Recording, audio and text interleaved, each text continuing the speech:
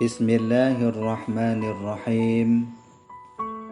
Al-Faqih berkata, Muhammad bin Al-Fad menceritakan kepada kami, di mana ia berkata, Muhammad bin Ja'far menceritakan kepada kami, Ibrahim bin Yusuf menceritakan kepada kami, Abu Muawiyah menceritakan kepada kami dari Hasan bin Imarah, dari Muhammad bin Abdurrahman bin Abu Layla, dari Isa bin Talhah, dari Abu Hurairah radhiyallahu anhu, bahwasanya Nabi Muhammad sallallahu alaihi wasallam bersabda, min haqqil waladi 'alal walidi salasatu asya'a, ay yuhassina ismahu idza walada, wa yu'allimahu al-kitaba idza 'aqala, wa yuzawwijuhu idza adraka. Hadis yang bersumber daripada Abu Hurairah radhiyallahu anhu, bahwasanya Rasulullah sallallahu alaihi wasallam bersabda, termasuk hak anak yang harus dilaksanakan oleh orang tua ada 3 perkara. Yang pertama, orang tua hendaknya memberikan nama yang baik ketika anak itu dilahirkan. Kemudian yang kedua, orang tua berhak mengajarinya kitab Al-Quran ketika anak itu mulai bisa menggunakan akalnya. Kemudian yang ketiga, hak orang tua terhadap anak. Orang tua berhak mengawinkan anak tersebut ketika anak itu telah dewasa. Jadi bukan hanya anak yang punya kewajiban terhadap orang syik, tetapi orang syik juga punya kewajiban terhadap anak. Nah, dalam agama cukup adil. Adil katanya orang syik bersadar. Beda fikir katanya mentang-mentang katanya orang syik, katanya hanya kewajiban siapa terhadap anak. Tidak. Agama Nabi Muhammad telah menyampaikan bahawa bukan hanya seorang anak yang punya kewajiban terhadap orang tuanya, tetapi orang tuanya juga punya kewajiban terhadap anaknya. Rasa bohongnya ke hadisnya, di mana Rasulullah ni pegah, orang syik punya 3 kewajiban terhadap anak. Yang pertama, orang syik mesti memberikan nama yang baik ketika anak itu dilahirkan. Pakan geyubuhnan bergat-gat di Rasulullah, karena nama itu adalah doa. Setiap kali katanya tahoi anak katanya nyan doa, maka menyatabuhnan hana mutu arti adapun nama-nama yang tidak baik. Berarti katanya tip urah dan berdoa ke anak yang buruk tu. Maka ketika anak katanya anak katanya hana berbakti katanya, anak katanya sering berbuat jahat katanya, mungkin salah satu faktor penyebab anak nyanjit laganya kan karena salah anak. Tapi karena katanya tabuh nan anak dengan nama yang tidak baik. Maka dalam kitab-kitab para ulama, termasuklah kitab Al-Bajuri, dalam kitab I'anatul Talibin, ada disebut nama-nama yang baik. Dah nama-nama yang gad. Salah satu je Abdullah, Abdul Rahman, Abdul Rahim, nama-nama yang tersandarkan dengan nama Allah, itu termasuk nama yang baik. Abdul Khalid, Abdul Latif, Abdul Jabbar, Abdul Wahab, Abdul Razak. Kita pun nama tang yang lawa-laga. Abdullah mungkin karameta, Abdul Rahman. Kita nya meno, kita buhna nana Abdul Rahman, Abdul Rahim, Abdullah. Nya kena wa ino kolot. Hai pu kolot. Itu nama yang baik. Dengan tabuhnan anak kita nya nama yang gad, secara tidak langsung kita nya tamu doa ke anak supaya anaknya menjadi anak yang baik. Sebab menyatabuhnan yang buruk, kakek tipuro kita nya tamu doa anak yang buruk. Le cerita-cerita tu yang kali dia pegah-pegah le gurai-gurai katanya, hikmah ketika tabuh anak katanya dengan nama yang baik. Maka Rasul sampaikan kewajiban seorang orang tua, mesti orang tua itu memberikan nama yang baik kepada anaknya. Itu yang pertama. Yang kedua, orang syik wajib gepuruno anak membaca Al-Quran ketika anak itu sudah bisa menggunakan akalnya. pakan kepegah dari Rasulullah wate kajit dipergunakan baru dah pernah Al-Quran. Karena anaknya gohlom jid dipergunakan akal ji, dia tidak bisa mencerna dengan baik. Karena dalam belajar Al-Quran punya metodenya, punya cara-caranya, pakai cara melafazkan hurufnya, kalimatnya, dengung, idgham, izhar, ikhfa dan lain sebagainya. Mamanya anak hanasib akai lam hanya dah puruna. Itu nya terhadap boji. Yang kedua, dengan anaknya nakai, anaknya bisa menghormati Al-Quran. Ini paling penting. Makanya tidak puruna anak min Al-Quran. Salah satu cara yang paling ampuh yang pertama ialah dah puturi pe Al-Quran yang ba anak. Dah pegah ba anak, hai anak lon.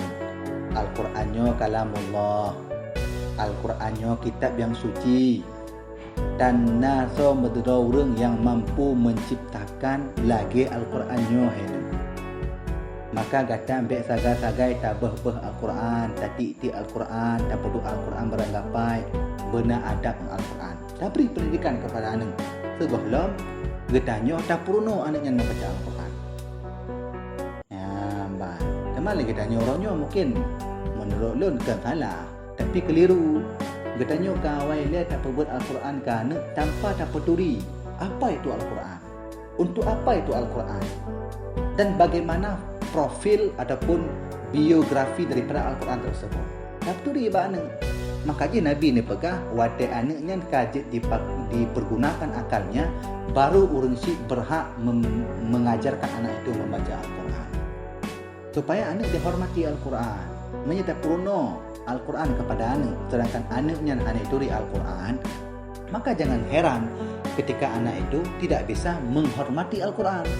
Sehingga itu jual Al-Quran meranggapan dewa bud ilambung Al-Quran, ipeduk meranggapan, ipeduk aba-aba akhirnya rumah ju. Kan salah tanya orang si hana tak peduli pe Al-Quran yang sebenarnya. Kepe tak ber Al-Quran, kepe dah baca Al-Quran, pe tujuan Al-Qurannya. Hana tak peduli. Man ladum nacit, kipan peduli tengku. Medro tu mana hana tepu ya kan. Makanya perlu ilmu agama. Maka orang si yang tua yang bahagia mungkin kadang-kadang kawin ya nyonya meruno orang Cina neturi Al-Qurannya katanya mbak gure-gure kepe Al-Quran pe fungsi Al-Quran pakiban cara dan meruno Al-Quran pakiban adab-adab kita dalam membaca Al-Quran sehingga kita mengadat doa buhyum Al-Quran menyahana taturi Al-Quran pakiban tak buhyum sehingga Al-Quran hana yum le. Ada pihli tak baca Al-Quran ketika katanya hana tabuh yum Al-Quran hana berefek, hana diberi manfaat ke katanya lagi orang yang baca Al-Quran tapi beliau mengenal apa itu Al-Quran. Makanya para awliya-awliya Allah, ulama-ulama Allah, orang-orang saleh, dia baca Al-Qurannya luar biasa. Gundah gada, susah hati gada, sedih gada, galau kena waino gada, pakan gada karena keduri Al-Quran. Itanya Al-Quran hana keduri, tak dengar-dengar mentang gure pegang. Mai ada baca Al-Quran senang hati, tenang hati, hana susah fikiran. Tak baca tu, mentang na gua tanya matanya, pandai gada, ma Al-Quran hana keduri. Adab-adab ji tak perlu kepada anak. Nyo pesan Rasulullah sallallahu alaihi wasallam. Kemudian yang kedua, wa yuzawwijuhu idza adraka. Geyu perkahwin anaknya ketika anaknya dah dewasa. Ada menyatakan lain lebih kewajiban perkahwin anak kan berkahwin gero dia. Apalagi anina. Menyana agam kajet akan dapat kadang kerja, kadang peng, mungkin jin kahwin gero je. Tapi menyani nyo hana. Kita nyo yang berkahwin. Jadi orang si lah yang diliku, orang si yang diliku, yang perkahwinan ni. Menyatakan lain adalah hana ni nang hana anak agam, tabang saja. Buh ni nang buh anak agam, kewajiban perkahwin anaknya terpundak kepada gedanya orang si. Ketika anaknya ka berhajat untuk berkahwin. Baik banyak-banyak berkahwin, dan nyo nacin tak ladung. Ubuk-ubuk kam berkahwin. Medro di hari tu, kiban tak peturi orang lain. Kan? kecuali kalau memang ada uzur kan, kalina di dalam penjelasan agama pakiban dah hal yang harus disegerakan. Salah satu jihdeh gepegah gayu perkahwin anak inang apabila ka mulai dilaki lintu. Menyani inang ka mulai dilaki lintu, tapi katanya orang cik tak tunda-tunda nyo anaknyo akan mudah terjerumus dalam kezinaan. Ingat orang cik luar, terjadinya zina bukan mutlak karena salah laki-laki, tapi kunci yang paling menentukan bak getanyo orina. Menya anak getanyo midina dengan anak getanyo ani inang nyan baik tina anak go bila anak ro temai ada pakan han mungkin terjadi perzinahan bila ani inangnya haitim mungkin. Menya paksaan agak berat mungkin. Agak berat. Maka tiro nak agam hai lawan. Hana mungkin. Pasti karena dia juga mau, makanya terjadi. Maka menurut lun salah satu cara agar supaya tak hentikan sampai terjadi perzinahan, perempuan, para gadis, para perawan harus tabi pendidikan agama supaya le dipedorong dengan agama. Menyani ina manteng dorong dengan agama, nya anak agama mana payah pakai midina. Ipedo-pedo manteng karut midina pakai karena ani inangnya mau berzina. Han mungkin terjadi zina menan-menan bila ani inangnya hanaitin midina. Nya kewajiban yang Nabi oleh Rasulullah SAW kepada getanya urunsi. Maka oleh karenanya mari kita yang sama-sama kita jaga anak getanyo, tak didik anak getanyo, tak cikalan pakiban. Apakah anak getanyo apakah getanyo kali tak tunaikan kewajiban yang kalian dapatkan Rasulullah? Tak buhnan anak dengan cara yang gad. Tak perlu anak membaca Al-Quran ketika anaknya sudah mulai bisa mempergunakan akalnya, dan dapat kahwin anak ketika anak sudah beranjak dewasa.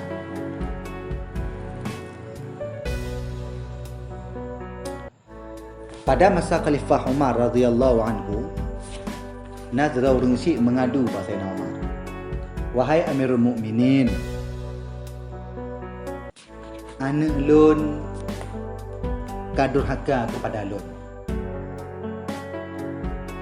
Bedah Sayyidina Umar neken ba anaknya, "Apakah kamu tidak takut kepada Allah? Pegata hai anak muda hanaya ke Tuhan? Pegata hana tepu bahawa gata punya hak kepada orang Syiah dan orang Syiah gata punya hak kepada gata? Pakan gata tatim durhaka kepada orang Syiah?" Sang anak dijawab, "Ya Amirul Mukminin, apakah anak itu mempunyai hak terhadap orang tua? Wahai Amirul Mukminin, pekeh lun sebagai anak, lun punya kewajipan terhadap orang Syiah lun, di mana orang Syiah lun punya kewajipan atas lun?" Dan soalnya Sayyidina Umar, iya, nah orang Syiah punya kewajipan kepada anak sebagaimana anak punya kewajipan kepada orang tua. Ya Amirul Mukminin, kewajipan orang Syiah kepada lun sebagai anak. Pegah dari Sayyidina Umar, orang Syiah berhak mengawinkan anaknya ketika anaknya sudah dewasa. Orang Syiah berhak mengajari anaknya Al-Quran ketika anak itu sudah bisa menggunakan akalnya. Anaknya diseol. Perseol anaknya. Demi Allah wahai Amirul Mukminin, ayah lun hantam pernah nepurno lun mesatu ayat pun daripada Al-Quran. Waktu ni dengar jawapannya le Sayyidina Umar, langsung Sayyidina Umar ne paling ke atas runtuhan benar. Kele Sayyidina Umar, kamu mengatakan bahawa anakmu durhaka kepada dirimu, tapi kamu tidak sadar bahawa kamu duluanlah yang durhaka kepada anakmu. Pergi kamu sana. Berarti Sayyidina Umar bengih. Phone urun Tuhannya yang pegang bahawa anak gopnya yang durhaka kepada gopnya. Padahal ternyata awai gopnya nilai yang durhaka kepada anak. Sehingga Sayyidina Umar bengih gusir Tuhannya. Berarti menyemenan. Anak bertanya, hana jid dibaca Al-Quran. anak getanyo ana mafhum agama. Anak getanyo hanai tim semayang yang lebih umum, nyo kesalahan yang pun tak payah terpuduk kan kepada anak. Kan kepada orang tua, kan kepada tengku-tengku. Dipancit pun kesalahan yang harus kita tujukan kepada orang syik anaknya. Maka menyak anak getanyo durhaka kepada getanyo, walaupun anak dia naik ber, anak dia naik badaya, daya pesantren, balai pengajian tidak bisa menjamin anak getanyo akan get bila getanyo hana tercipta anak getanyo je berenggat. Menyak hana tercipta kero panena. Maka ketika anak getanyo hana ada, anak getanyo hana sopan santun, handi baca Al-Quran, handi tim semayang, dibuka orang, nyen baik bagah-bagah patalah anak. Patalah draw tihilai. Kadang draw tetanyo yang kurang perhatian kepada anak. Sungguh sayang, letat urung syik. Ia hana sadar, pakipah sebenarnya Allah menitipkan seorang anak kepada getanyo. Ingat urung syik lon, anaknyo amanah Allah. Menyia-nyiakan amanah dosa besar. Bahkan dosa besar karena menyia-nyiakan amanahnya berkhianat. Berkhianat itu dosa besar. Al-khianatu tajlibul al-khianatu, khianatnya dapat mendatangkan murka Allah. Hati-hati. Kadang-kadang getanyo tak makan, getanyo tak usaha, getanyo tak kerja, tapi rezeki getanyo sabih hantar pertama. Ekonomi kita sempit, mungkin faktor penyebab terhadap ji getanyo tengku hana tak permun kana. Coba cikalan, perhatikan kembali pakiban anak getanyo, pakiban perhatian kita kepada anak. Menyebabkan getanyo hana perhatian, uronyo kajet mulai perhatian kepada anak. Bejitlah anaknya sebagai aset yang paling besar untuk kita di dunia. Lebih-lebih dalam sangat kita membutuhkan ketika kita tengah tahu kepada Allah. Nyo mungkin sekelumit nasihat yang disampaikan oleh Al-Faqih Nasar bin Muhammad bin Ibrahim, seorang ulama besar yang wafat pada tahun 370 Hijriah bertepatan dengan 983 Masehi. Ya, mudah-mudahan nyo bejit ke pelajaran bagi kita bersama. Amin ya rabbal alamin. Mudah-mudahan anak getanyo mandum dijaga oleh Allah, lindungi oleh Allah, dan gebi kekuatan kepada getanyo, gebi petunjuk kepada getanyo orang syik untuk mendidik anak getanyo menjadi anak yang soleh-solehah. Amin amin amin ya rabbal alamin. Wallahu a'lam bissawab.